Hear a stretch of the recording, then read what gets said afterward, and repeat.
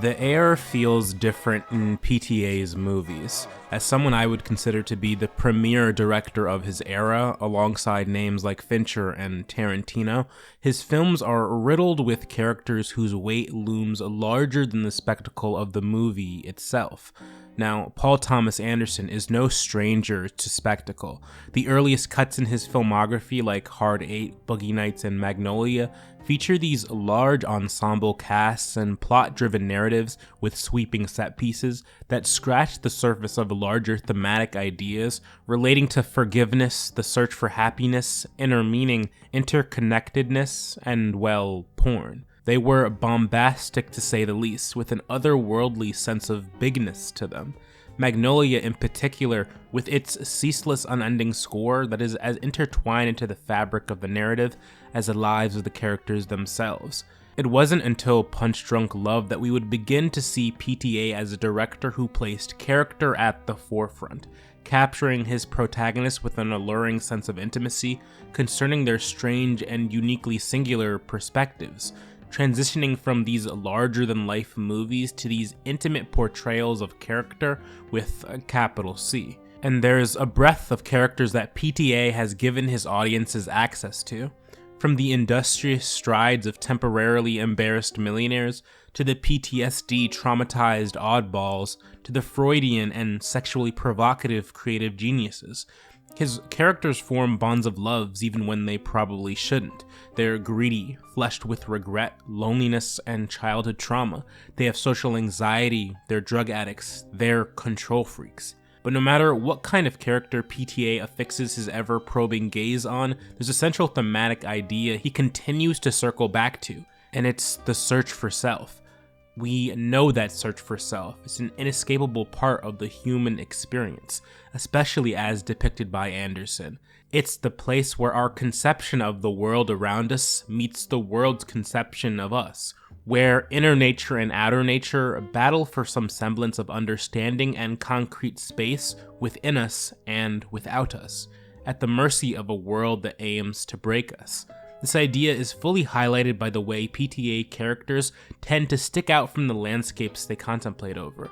Described best in a film magazine article by Jacob Davis concerning There Will Be Blood's American West setting, his camera drinks in the landscape of the slowly urbanizing Old West and turns oil derricks into architectural idols. Flames erupt from them as if hell itself is attempting to emerge onto the earth to drag Daniel Plainview into its maw. As this description makes clear, PTA settings can be quite a world to attempt to reach self-actualization within. His characters are often tasked with traversing landscapes where only those most willing to sacrifice self-identity survive. Those that assimilate best with the otherworldliness, strangeness, or abject evilness inherent in the space that surrounds them. His juxtaposition between characters and their settings capture a kind of deeply ingrained American loneliness, born out of that search for an ever mythologized American dream. As the characters fight for self and inner purpose, they find themselves at odds with the landscape that closes in around them, a landscape that reinforces their loneliness on a cosmic level, forcing his characters to take on even more drastic versions of their identities, a task that consumes some and unlocks latent potential in others. His movies in this way serve as character journeys, as his protagonists attempt at becoming one with the landscape, or even surpassing it, whether it's by conquering the old American West or the confines of one's mind. It's through this struggle that PTA reveals himself as a bit of a romantic, capable of finding beauty in the most tragic of characters and the most harrowing of narratives. Freddy's journey towards unyoking his mind while becoming one with the cause is a brutal and unrelenting quest, not so much for Freddy as it is for the viewer. We are placed at the center of his mind and thus at the center of the story, a story that in its obscure intensity and dramatic emotional content still retains its air of mystique, of narrative impenetrability. Daniel Plainview's story is tragedy manifested, heartbreakingly uncomfortable at times, as the very greed that consumes him deconstructs our own ability as audience members to view him as even human. PTA often lingers on these moments of uncomfortability in his films, forcing us to wrestle as the characters do, in an attempt to understand them and the worlds they come from.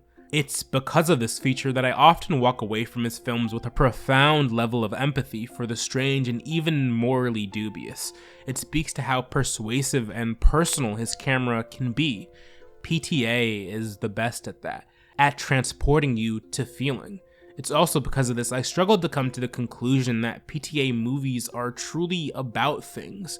I mean, sure, There Will Be Blood explores what happens when we place greed and exploitation over family. Themaster details how PTSD manifests and the overwhelming grief and regret that can shape our ability to process the world. But more than any of those things, PTA's movies urge us to find the little bit of ourselves we're able to recognize in the strange and uncomfortable, bringing both his raw, photographic filmmaking and our infatuation with the uncanny and unfamiliar to the limits of our narrative understanding. A powerful synthesis of emotional storytelling that can't help but make us better film watchers in the process.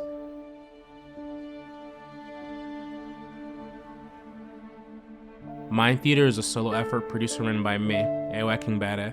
For updates on the show, as well as my other content, follow Mind Theater Pod on Twitter, Instagram, and TikTok. If you want to show monetary support, the Ko-fi link is in the show notes. Thanks for listening. I'll catch you next time. Fucking shit me!